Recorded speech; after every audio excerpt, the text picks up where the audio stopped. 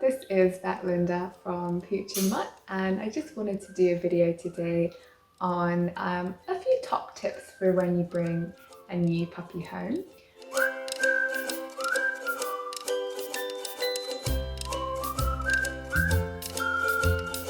Obviously it's a really exciting time, but there are some things that you might want to think about, and perhaps a little bit ahead of time, just to get planning what's needed. So first thing I would suggest organising is a trip to the vet, and that's so you can make sure the puppy's in good health, but also that everything's in order. So you want to check that vaccines are either done or in the process of being done, and that the parasite prevention is all up to date, that nothing's due, and to find out when it's next due.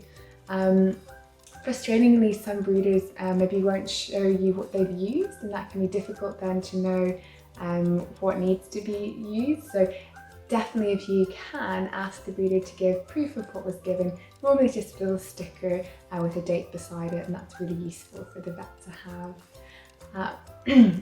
During the vet visit, they will also check that the puppy is microchipped, and of course that the details are now in your name because you're the new owner. As well as a vet visit, do make sure if you're going to get it, to get some pet health insurance, and that's to cover the cost of any unexpected vet bills. And remember, you kind of get what you pay for, so try and go for the best policy that you can afford. Ideally, it would be one that's a lifetime policy, so that covers a medical condition for the whole life of the dog. And that pays out a reasonable amount. So I normally suggest £4,000 or more per condition. So for something like, God forbid, diabetes or a broken bone, remember that vet bills can be quite substantial. So make sure that the policy can cover the cost.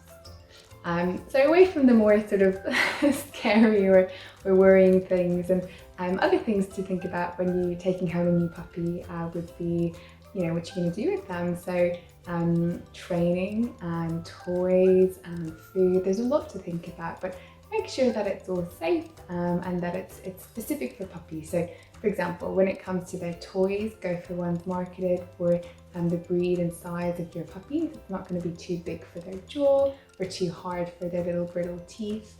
Things like little Kongs are great toys. You can fill up with nice safe treats like the Pooch and Mutt meaty treats. And the Pooch and Mutt meaty treats are actually really versatile because they can also be used for those early days of basic training. So commands, things like learning how to sit and give paw can be really useful. And another thing you might want to get into the cupboard would be the Pooch and Mutt biotic powder, because it's really useful to give if a little puppy has got some runny poo. This happens really commonly, whether it's the stress of travelling, a food changeover, perhaps the puppy has some worms. So obviously addressing the primary issue, but also a supplement like biotic that's got probiotics can be really helpful to just firm up that poo and support the digestive system. So lots to think about. Obviously, if you have any questions, have a chat with your vet, give us an email or a call. We're always happy to help.